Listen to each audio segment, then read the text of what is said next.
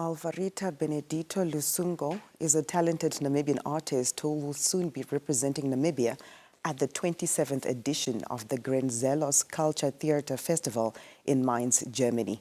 Nominated by the Goethe-Institut Namibia, Alvarita joins a diverse group of artists from around the world for one of Germany's most inclusive and long-running theatre festivals. The festival, themed Forever Young, started on the 9th of October until the 19th of October this year.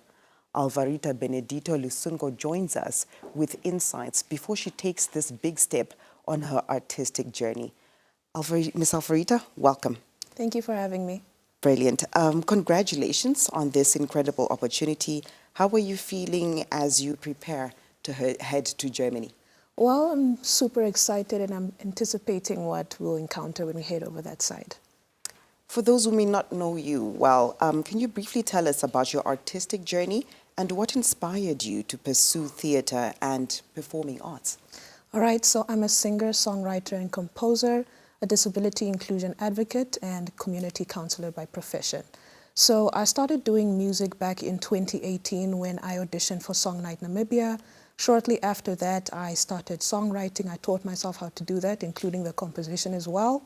And then in 2019, I debuted my album, Finn, on the 29th of May under the mentorship of Lisa Allers. And then after that, I've been doing independent projects with my producer, Zash Domingo. Thank you. You will be leaving for Germany tomorrow to perform at the Grenzenlos Cultural Festival.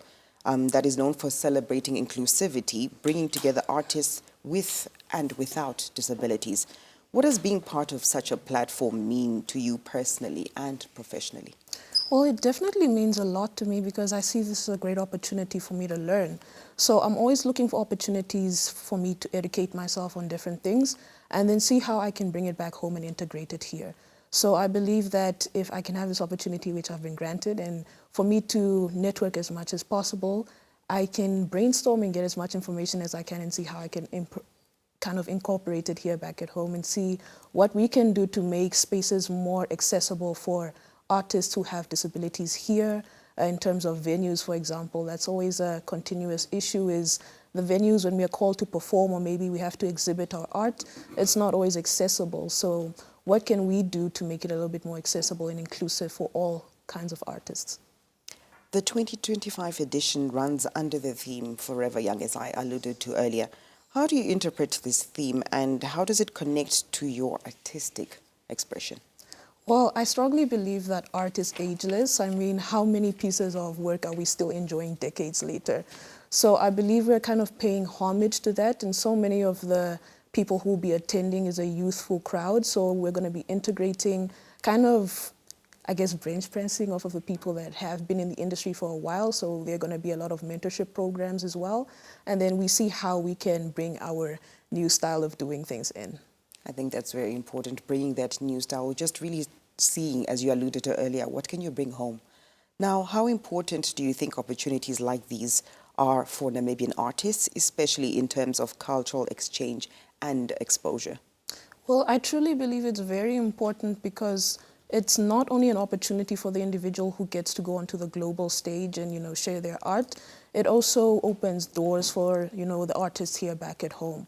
So we put a spotlight on, the Namibian artistic industry. People get to, listen to our music and then they get interested as to what else Namibia has to offer. So it's a very big opportunity for not just us or me, but us as a community in general. And this leads right directly into my next question. You're not representing just yourself, but Namibia's creative spirit. Large responsibility. How does that responsibility make you feel?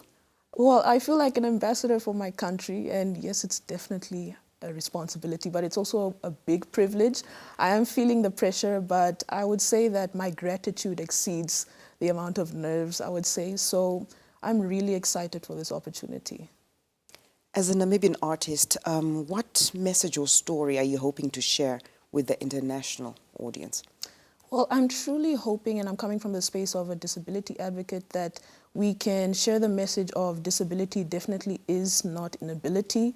So many of us have been told that we can't exist in so many spaces, the artistic industry being one of that. So providing representation for people like myself, for, you know, the young boys and girls at home that want to pursue something within the creative arts. So I'm providing representation for ourselves. I feel like I'm also having the opportunity to amplify my voice for those who have disabilities, and then also just the creatives overall, with or without.